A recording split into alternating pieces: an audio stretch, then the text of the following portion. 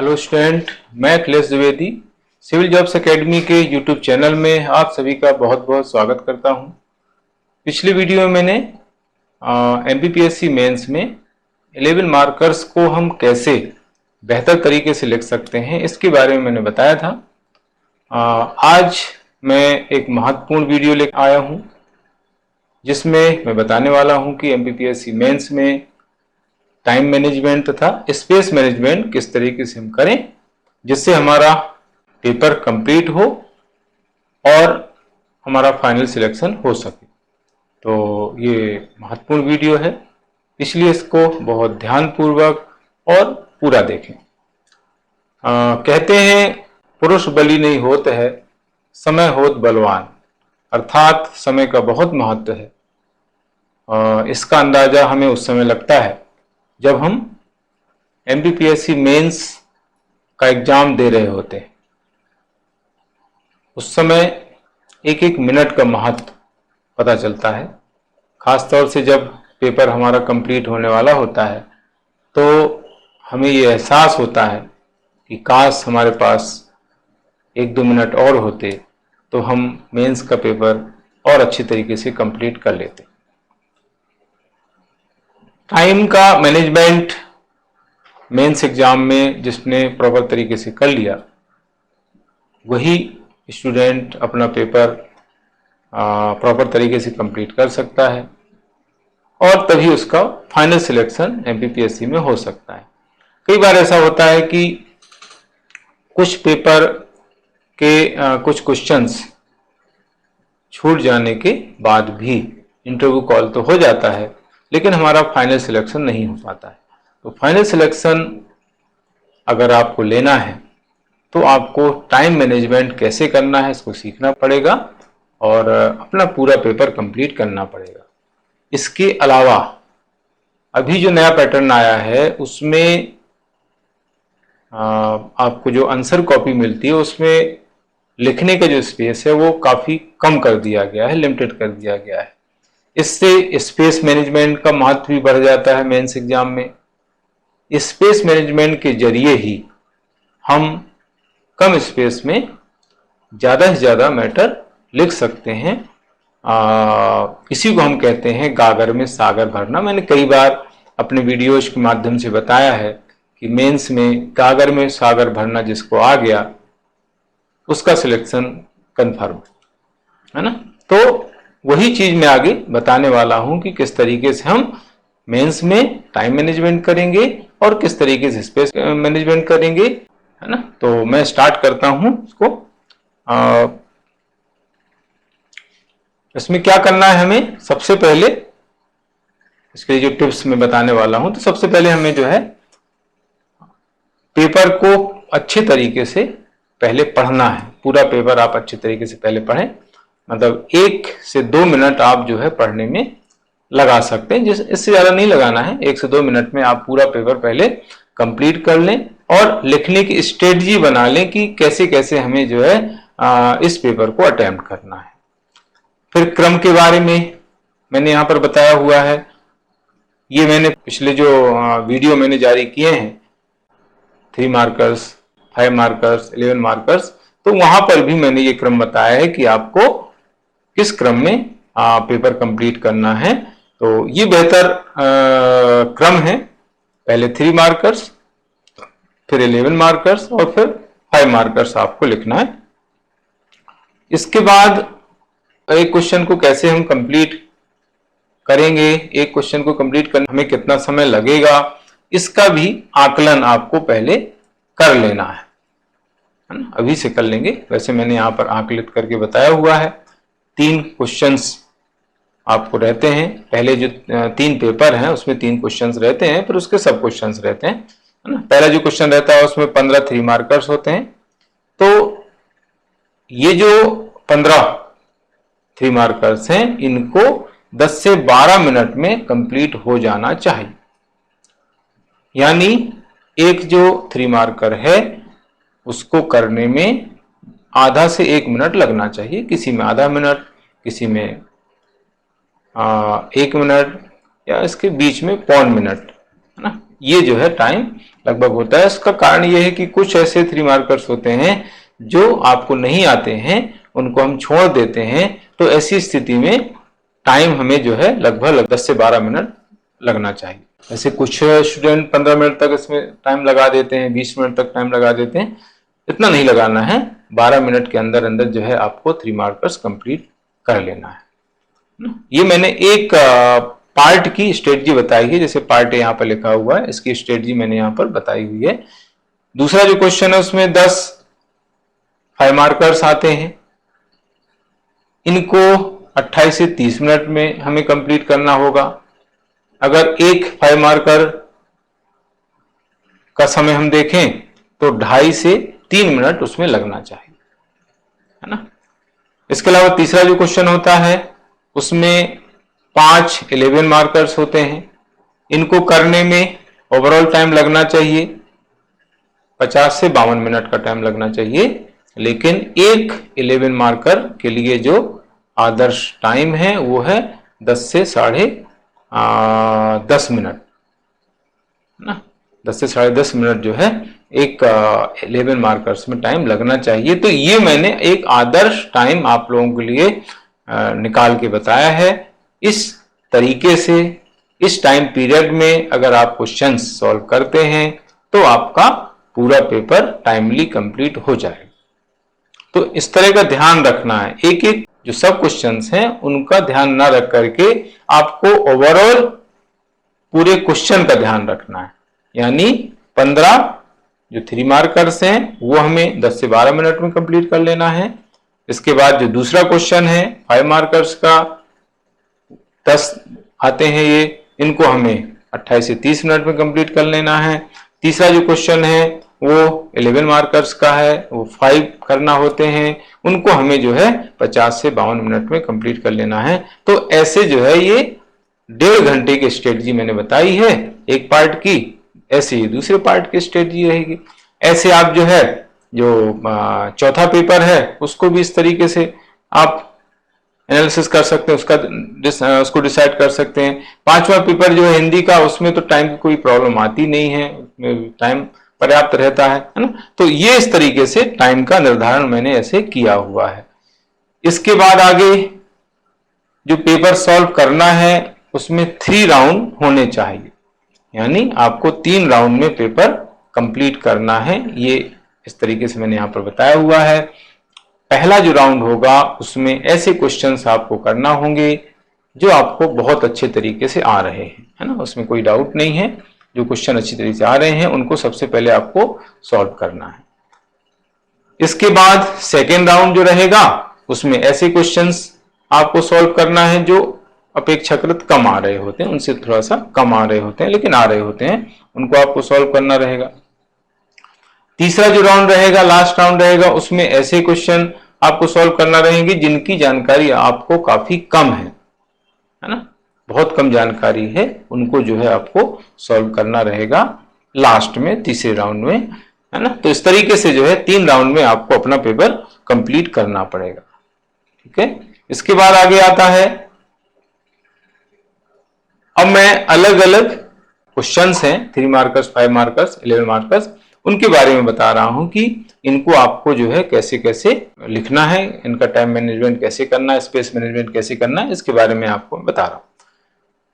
3 markers में सबसे पहले बताने वाला हूं मैं, इसमें 2D पॉइंट आपको लिखना है ना। यहां पर आपको विस्तार करने की जरूरत नहीं है, 2D पॉइंट आपको लिखना है। और आगे लिखा हुआ है कि अर्थ तथा परिभाषा को छोड़कर सेंटेंस कंप्लीट नहीं करना है, यानी बहुत संक्षेप में सेंटेंस लिखना है। अर्थ परिभाषा जो होती है उसमें तो सेंटेंस कंप्लीट करना ही पड़ता है, लेकिन अगर अर्थ परिभाषा नहीं पूछी गई है तो उसमें सेंटेंस कंप्लीट नहीं करना, शॉर्ट में आपको अपना सेंटेंस लिखना है। जैसे यहां पर मैंने एग्जाम्पल देखो दिया हुआ है, मान लीजिए आपको मौलिक अधिकारों के लक्षण पूछे गए हैं 3 नंबर में, तो आपको 3 पॉइंट लिखना है। तो उसके 3 पॉइंट मैंने यहां पर बताए हुए आप देख सकते हैं। व्यक्तियों के सर्वांगीण विकास के लिए उपयुक्त, पहला पॉइंट। न्यायालय द्वारा प्रवर्तनीय, दूसरा पॉइंट। तीसरा है नकारात्मक तथा सकारात्मक प्रकृति। अब इनको अगर हम कंप्लीट करेंगे। इनको अगर विस्तार से लिखेंगे तो ऐसे हम लिख सकते हैं, ये व्यक्तियों के सर्वांगीण विकास के लिए उपयुक्त होते हैं। पहला पॉइंट हम ऐसा लिखेंगे। तो ये हमने यहां पर नहीं लिखा, और होते हैं वो भी नहीं लिखा, तो ऐसे 3 वर्ड आपके कम हो गए। ऐसे ये न्यायालय द्वारा प्रवर्तनीय होते हैं, इसमें भी वही चीज है लगभग। नकारात्मक तथा सकारात्मक प्रकृति, इनकी प्रकृति नकारात्मक तथा सकारात्मक होती है। तो इस तरीके से जो है इसको हम ऐसे शॉर्ट में लिख सकते हैं। मैंने एग्जाम्पल देकर के आप लोगों को बताया, अदर क्वेश्चंस में भी आप ऐसे कर सकते हैं। गैर जरूरी जानकारी नहीं देना है, गैर जरूरी जानकारी आपको नहीं देना है। कई बच्चे क्या सोचते हैं कि किसी टॉपिक से रिलेटेड जो चीज पूछी गई है सारी चीज उसमें लिख दो, अगर नहीं पूछी गई है तो भी लिख दो। ऐसा नहीं करना है, जो चीज पूछी गई है उसी के बारे में आपको लिखना है, अनावश्यक आपको नहीं लिखना है, ये ध्यान रखना है। जिस प्रश्न के बारे में बिल्कुल जानकारी नहीं है उसे छोड़ दें। मैंने 3 मार्कर्स में भी ये चीज बताई थी। अगर आपको कोई ऐसा 3 मार्कर्स है जिसकी जानकारी नहीं है, और होते ही हैं वैसे, 1 या 2 3 मार्कर्स आपको हर पार्ट में मिलेंगे जिनके बारे में आपको जानकारी नहीं होगी। थोड़ा बहुत जानकारी है तो आप 1 आध लाइन लिख सकते हैं। बिल्कुल भी जानकारी नहीं है तो आपको लिखने का कोई मतलब नहीं है। जैसे मैंने वहां पर ही बताया था, जैसे आपको पूछा गया भाई आम के बारे में आप बताओ, तो आपने बता दिया अमरूद के बारे में, क्योंकि आपको पता ही नहीं कि किसके बारे में पूछा गया है क्या क्वेश्चन। तो इससे क्या होगा कि आपका समय भी खराब हो जाएगा, इंप्रेशन भी खराब हो जाएगा। एग्जामिनर को लगेगा कि यहां पर इसने गलत लिखा है तो आगे भी गलत लिखा होगा। आगे भले ही आपने बहुत अच्छा लिखा हो, है ना, लेकिन उसका माइंडसेट ऐसा हो जाएगा कि इसने चीजें गलत लिखी हैं। ठीक है, तो इसलिए जो है अगर क्वेश्चन आपको नहीं आ रहा है तो आप पूरी तरीके से उसको छोड़ दें, उसको जो है लिखें नहीं। इसके आगे है स्टूडेंट की सोच ये रहती है ज्यादा स्टूडेंट की कि 3 नंबर में 3 फैक्ट हमें देना ही है। तो सभी जो 3 नंबर के जो आंसर्स होते हैं सभी उनको 3 फैक्ट लिखना उनके लिए जरूरी नहीं होता है। स्पेस मैनेजमेंट के लिए हम क्या कर सकते हैं, एक लाइन में कॉमा लगा करके 1 से ज्यादा फैक्ट लिख सकते हैं। कई बच्चे क्या करते हैं कि एक लाइन में केवल 1 फैक्ट लिखते हैं, तो ऐसे 3 लाइन का यूज कर लेते हैं। लेकिन आप 2 लाइन में ही जो है 3-4 फैक्ट लिख सकते हैं, है ना। एक लाइन में कॉमा लगा के 1 या 1 से ज्यादा फैक्ट लिख सकते हैं, 2 फैक्ट लिख सकते हैं, 3 फैक्ट लिख सकते हैं, है ना। जैसे यहां पर मैंने एक एग्जाम्पल दिया हुआ है, विश्व बैंक का एग्जाम्पल है। इसमें इसकी स्थापना करके मैंने लिखी हुई है 27 दिसंबर 1945, यहाँ पर कॉमा आएगा, और फिर आगे मुख्यालय लिखा हुआ है इसका, वाशिंगटन डीसी यूएसए में है ये, और फिर इसका उद्देश्य लिखा हुआ है देशों के विकास के लिए दीर्घकालीन ऋण उपलब्ध कराना, है ना। तो इस तरीके से जो है हम आंसर्स को लिख सकते हैं। तो ये स्पेस मैनेजमेंट के हिसाब से मैंने बताया है ना। आंसर्स में 2 ही लाइन का उपयोग करना है, यानी 2 लाइन में ही आंसर हमें लिखना है 3 मार्कर्स के। क्या है कि 2019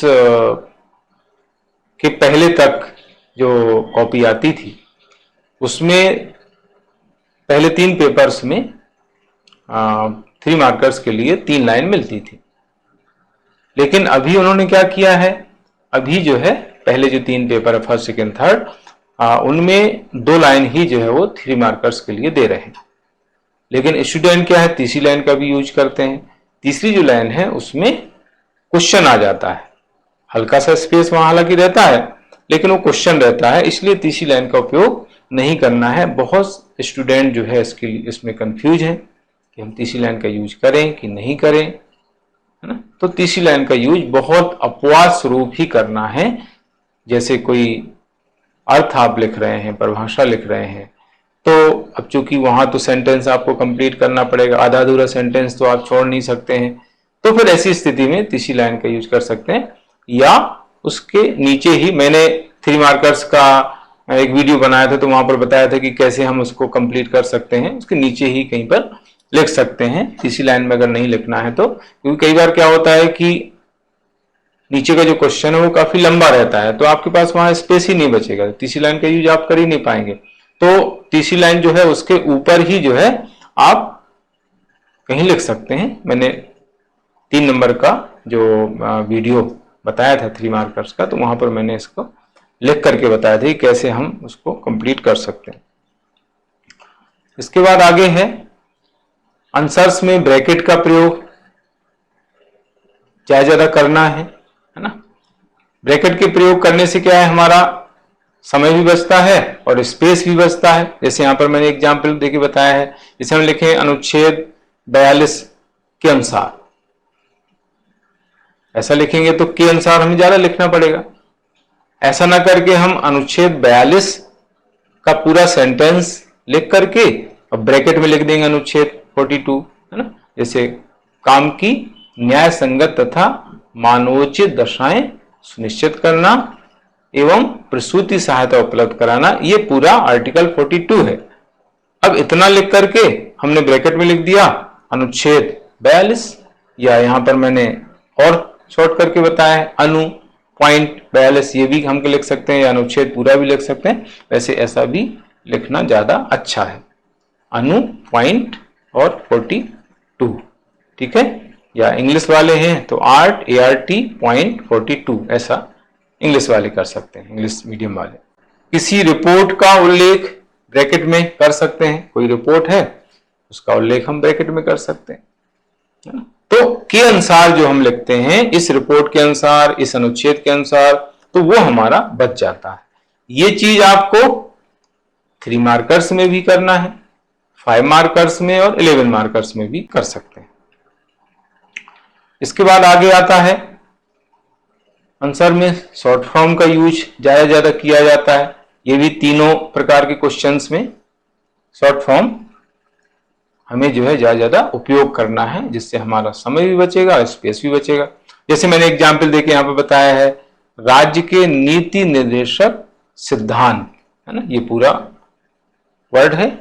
इसको हमने directive principles of state policy English में कहते हैं, तो इसको हमने DPSP करके लिखा है, directive principles of state policy इसको इंग्लिश में कहा जाता है। तो इसका शॉर्ट फॉर्म हमने लिख दिया है DPSP, ठीक है। ऐसे नवीलोक प्रशासन को नालोकप्रा लिख सकते हैं। अंतरराष्ट्रीय मुद्रा कोष है तो IMF उसको लिख सकते हैं। विश्व बैंक है उसको WB लिख सकते हैं। नवीलोक प्रशासन है उसको NPA भी हम लिख सकते हैं, NPA भी लिख सकते हैं, है ना। नवीलोक प्रशासन को नालोकप्रा और NPA भी लिख सकते हैं। तो इस तरीके से जो है बहुत सारे वर्ड है उनका शॉर्ट फॉर्म लिखा जा सकता है। लेकिन इसमें ध्यान रखना है कि जो भी जिसका भी आप शॉर्ट फॉर्म लिखने वाले हैं उसका पहले पूरा वर्ड लिख करके फिर उसके ब्रैकेट में आपको एक बार शॉर्ट फॉर्म लिखना पड़ेगा, आपको बताना पड़ेगा इसका शॉर्ट फॉर्म ये है, फिर आगे जो है उसका शॉर्ट फॉर्म लिखें, कोई प्रॉब्लम नहीं है, है ना। पहले आपको जो है बताना पड़ेगा। तो ये है इस तरीके से। अगर क्वेश्चन में उल्लिखित नहीं हो तो पॉइंट्स आपको नहीं लिखना है। कई बार ऐसा होता है कि उसमें लिखा जाता है कि कोई 3 गुण बताइए, कोई 3 लक्षण बताइए, कोई 3 दोष बताइए, है ना, इस तरह से लिखा जाता है। तो आप पॉइंट लिखें। अगर क्वेश्चन में कहीं दिया ही नहीं है कि कितने लिखना है तो फिर आपको पॉइंट लिखने की जरूरत नहीं है। कई बच्चे जो है हर आंसर में 3 मार्कर्स में पॉइंट लिखते हैं, मैंने कई बार देखा है। टेस्ट सीरीज में बच्चे आते हैं दिखाते हैं कि हमारी कॉपी सर आप देखिए, तो कॉपी देखते हैं तो उसमें पॉइंट लिखे रहते हैं। तो आपको ऐसी स्थिति में पॉइंट नहीं लिखना है। अगर क्वेश्चन में दिया है तो आपको पॉइंट लिखना है, नहीं तो लिखने की जरूरत नहीं। इससे आपका समय बहुत बच जाएगा। गैर जरूरी है 1 2 3 पॉइंट आप बार बार लिख रहे हैं तो क्या जरूरत है उसकी। इसके अलावा कई बच्चे बुलेट भी बनाते हैं, तो बुलेट का उपयोग नहीं करना है। बुलेट का उपयोग करना कभी कभी घातक भी हो सकता है। एग्जामिनर जो है पहचान चिन्ह के रूप में भी उसको एक्सेप्ट कर सकता है, स्वीकार कर सकता है। तो आपको बुलेट नहीं बनाना, इससे भी आपका समय बचेगा। पॉइंट लिखने बुलेट बनाने से समय ज्यादा लगता है, कम से कम 1 2 मिनट आपका यहाँ बच जाएगा। तो ऐसे आपको समय बचाना है।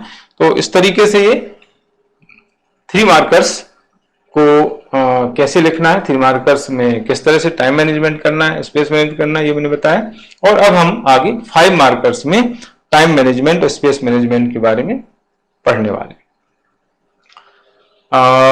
5 मार्कर्स में मैंने आप लोगों को जो वीडियो जारी किया था तो उसमें बताया था कि इसमें जो प्रस्तावना होती है बहुत छोटी लिखी जाती है, 1 या 2 लाइन की प्रस्तावना लिखी जाती है। किसी में 1 ही लाइन हम लिख देते हैं, ज्यादा से ज्यादा 2 लाइन लिखना है, इससे ज्यादा प्रस्तावना आपको 5 मार्कर्स में नहीं लिखना है। पॉइंट छोटे बनाना है, पॉइंट छोटे बनाए जिससे जो है आपको ज्यादा से ज्यादा पॉइंट लिखने में आ जाए। सेंटेंस कंप्लीट नहीं करना है, यहां पर भी मैंने वही लिखा है, सेंटेंस कंप्लीट नहीं करना है। जैसे होता है तो होना, करता है तो करना, इस तरीके से सेंटेंस आपको लिखना है। जिसमें है जो बार बार हम लिखते हैं वो कम हो जाता है। जो मैंने 3 मार्कर्स में तरीका बताया था उस तरीके को यहाँ पर भी आप यूज कर सकते हैं, तो छोटा हो जाएगा पॉइंट, जिससे ज्यादा पॉइंट आपको लिखने में आ जाएंगे, आपका समय बच जाएगा, स्पेस भी बच जाएगा। हेडिंग लिखने की जरूरत नहीं होती है ना, हेडिंग ना लिख करके पॉइंट लिखते हैं। पॉइंट के अंदर जो मेन वर्ड आता है उसको हम अंडरलाइन कर देते हैं, ये मैंने आपको पिछले वीडियो में भी बताया हुआ है। निष्कर्ष लिखने की जरूरत यहां पर नहीं होती है, निष्कर्ष आपको 11 मार्कर्स में लिखना होते हैं, 5 मार्कर्स में निष्कर्ष नहीं लिखना होता, जिससे आपका समय बच जाए। प्रश्न की प्रकृति के अनुसार पृष्ठ के दाहिने ओर छोटा डायग्राम है, चार्ट है, मैप है, ग्राफ है, पाई चार्ट है, इसको बनाना है। प्रश्न की प्रकृति के अनुसार दाईं ओर बनाना है, यहां पर जो है ये स्पेस दिया रहता है, इस तरीके से जो है यहां पर हमें डायग्राम, पाई चार्ट जो भी रिक्वायर्ड हो क्वेश्चन के अकॉर्डिंग आपको बनाना है, जिससे आप मार्क्स अच्छे होंगे, लेकिन छोटा बनाना है। बीचों बीच आप अगर बना देंगे तो आपका स्पेस पूरा चला जाएगा, है ना। इसके अलावा जिन क्वेश्चंस के बारे में बहुत कम जानकारी है उन्हें आपको सबसे बाद में ही लिखना है, पहले नहीं लिखना है ना। जो क्वेश्चंस आपको नहीं आ रहे हैं उन क्वेश्चन को आपको जो है बाद में लिखना चाहिए। इसके बाद आगे आता है 11 मार्कर्स में टाइम मैनेजमेंट हम कैसे करेंगे, स्पेस मैनेजमेंट कैसे करेंगे, इसके बारे में। यहां पर प्रस्तावना 3 से 4 लाइन की आपको लिखना है। ये मैंने 11 मार्कर्स का जो वीडियो अपलोड किया हुआ है उसमें मैंने बताया हुआ है, पूरी डिटेल बताई हुई है कि आपको कैसे प्रस्तावना लिखना है, क्या प्रस्तावना लिखना है, कितनी लिखना है, पूरा बताया हुआ। निष्कर्ष जो है 2 से 3 लाइन का ही होना चाहिए, इससे ज्यादा नहीं लिखना है आपको, है ना। इसके बाद आंसर जो है उसमें हेडिंग आपको देना है,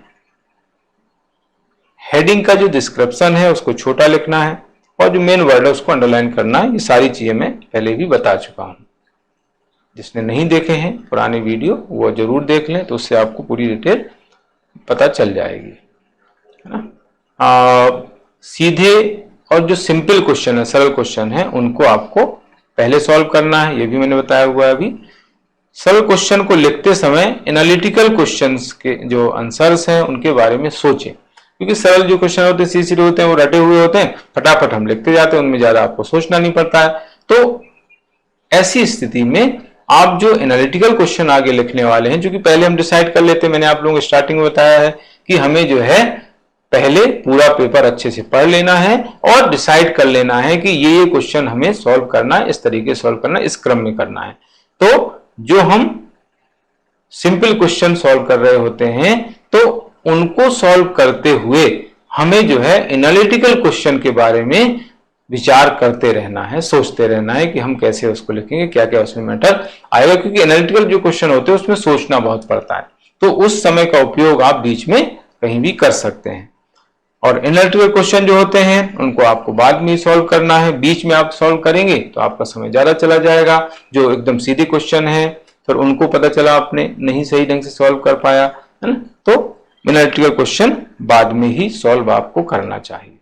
अगर आंसर्स लिखने में ज्यादा समय पता चला लग गया है और आपके पास समय बहुत कम बचा हुआ है ना, कम पड़ गया है आपका समय, तो ऐसे 5 मार्कर्स आपको लिखना है जिसमें कंटेंट आपको कम लिखना हो ना। हालांकि 5 मार्कर्स में तो सारी लिखना पड़ेंगे। 11 मार्कर्स में जो पहले जो 2 पेपर होते हैं उसमें अथवा दिया रहता है, तो 11 मार्कर्स में आप सिलेक्ट कर सकते हैं। कुछ ऐसे क्वेश्चंस होते हैं जिसमें ज्यादा मैटर आता है, उसमें ज्यादा लिखना पड़ेगा। कुछ ऐसे 11 मार्कर्स आपको वहां पर देखेंगे जिनमें आपको मैटर कम लिखना होगा, तो तो ऐसा क्वेश्चन आप चुन सकते हैं अगर आपके पास समय बहुत कम बचा हुआ है। लास्ट में पता चला 2 मिनट बचा हुआ है, आपका एक 11 मार्कर्स पूरा बच गया है, तो ऐसी स्थिति में फिर उसको शॉर्ट में उसमें डायग्राम चार्ट वगैरह है ना, पाई चार्ट जो भी उसमें रिक्वायर्ड हो वो बना करके आपको आ जाना, उसमें फैक्चुअल चीजें कुछ लिख दें, कुछ डेटा लिख दें।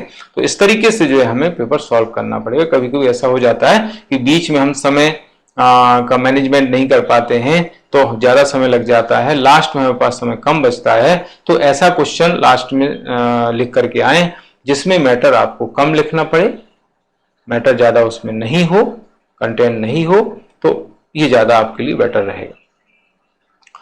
आंसर्स में क्रिएटिव वर्क जो है बीचों बीच नहीं करना है, दाहिनी ओर ही करना है। यहां पर इस एरिया में मैंने बताया हुआ है जैसा कि है ना, तो इससे भी स्पेस मैनेजमेंट प्रॉपर होगा। 11 मार्कर्स में और 5 मार्कर्स में सेम स्ट्रेटेजी आपको अपनाना है। क्रिएटिव वर्क के बारे में, क्रिएटिव वर्क जो है उसमें मैप होता है, चार्ट है, पाई चार्ट है, डायग्राम है ना, ग्राफ है। मैंने आप लोगों को पहले बताया हुआ है कि कहां पर ग्राफ बनता है, कहां पर पाई चार्ट बनता है, कहां पर चार्ट बनता है, कहां पर मैप बनता है। ये सारी चीजें मैंने पिछले वीडियोज में बहुत अच्छे तरीके से बताई हुई है। अगर पिछले वीडियो किसी ने नहीं देखे हैं तो उनको जरूर देखना चाहिए, उससे बहुत ज्यादा फायदा उनको मेंस में मिलेगा।